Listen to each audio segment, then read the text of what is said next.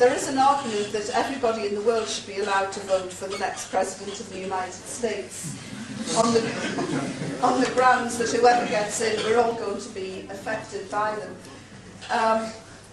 I'm a great promoter of women. I love to see women get on in politics, but having been under Thatcher,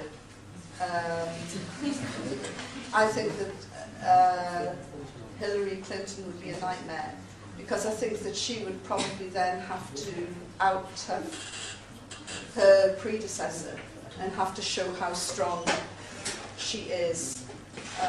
But Barack Obama would make a very nice change for the... One of the reasons is that he said, I will talk to Castro. George Bush came out with this amazing quote a couple of weeks ago when Raul Castro took over from Fidel Castro.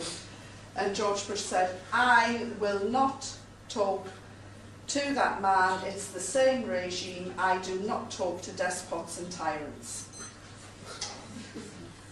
You know, and when we used that quote on my show, The Agenda, we showed an image of him messing around with a scimitar blade with the King of Saudi Arabia. You know, the injustices or again, this imbalance is there for everyone to see.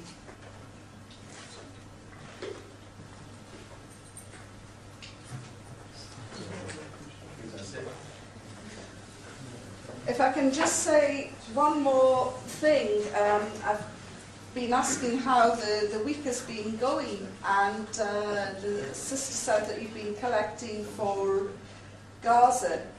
Well, I've got £20 here that I'm putting down for Gaza, and if you haven't already contributed towards the crisis there, I would say, regardless of your politics, your faith, your beliefs, if you are fighting against injustice, please dig deep in your pockets for the people of Gaza, for the children of Gaza. It's the world's largest open prison, and the pain of what they're going through was only brought on because they exercised their democratic right in voting for people who they believed would be best serving them in government. And I think somebody might be coming around with a collection bowl later, but really the situation in Palestine is horrendous, and you're getting a group of people who are the second victims of the Holocaust. They have been punished time and time again for the atrocities committed by the Nazis in Europe on Europeans, and the Palestinians are still paying that price today, and it's an absolute tragedy and an outrage. Anyway, I hope that you've enjoyed hearing my story as much as I've enjoyed telling it. You've been a great audience, and the questions have been really intelligent, and you've got... If you're given the chance to go back, would you, and who would you meet, and what would you say to them, whoever go back to Afghanistan? I've been back. I've been back a few times, and I actually did bump into a couple of my captors. And I don't know who was who wanted to run first, but one of them came over and said to my guide, is this Yvonne Ridley, the British journalist? And yes. And he said, will you please tell her that we thank her for telling the truth when she got back to London.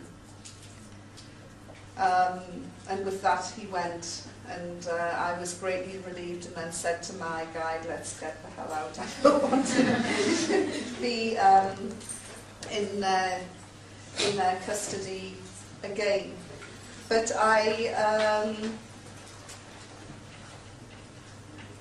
have been back to Afghanistan, and again what's happening in Afghanistan is we should be bombarding those people with aid and not bombs and bullets.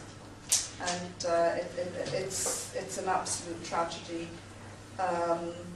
that is unfolding there again, and you know, those people just do not deserve that. And of course the ones who are really suffering, as with every war, are the women. And you know, I still recoil in anger when I think of Sherry Blair and Laura Bush giving simultaneous press conferences in November 2001 justifying the war in Afghanistan, saying our husbands are going in there to liberate the Afghan women. That was a big, big lie, and if ever there was an example of two women being horribly exploited by their bullying, powerful husbands, it was Mrs. Bush and Mrs. Blair being pushed out to come out with that SH1T. Thank you very much.